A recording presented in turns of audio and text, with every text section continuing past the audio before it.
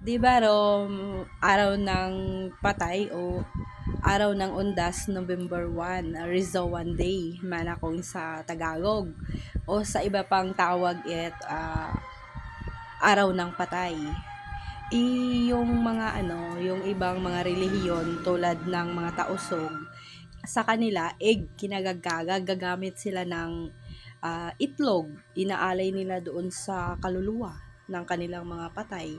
Tayo namang mga Pilipino, gagamit ng mga susuot ng outfits, pang props, mana sa inaalayan nila ng itlog para hindi lumapit sa atin o hindi tayo mabuyo ng kaluluwa ng mga mangyan. Ganon. Kasi kung tawagin nila yan, kulaw. Ginaga man na it kagagro mga tao no kumangyan makaroyon. Lumalapit man na yung aswang pero ano yan, kaluluwa ng mga namatay na mga lahi ng mangyan. Tapos sa tago niya, ano sa nagagubong, wata sa sementeryo. May unang pahalang, may pa kung anong direksyon sa mga mangyan. Tapos sasabihin nila mga ano sila, ganito, ganyan. May sa Katugundan, may sa Hilaga, may pakanluran. Oo, may pahaba na para bang yung sinusunod sa bundok. Patsi-patsi pag naglibing sila.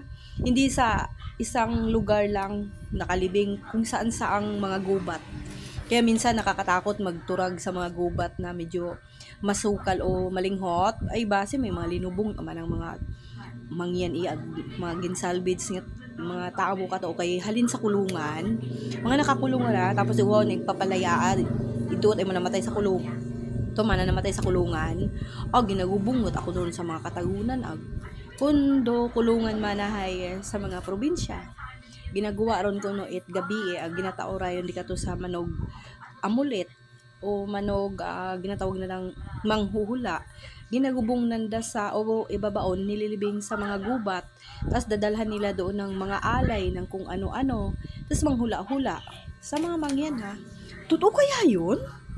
Katakot ano?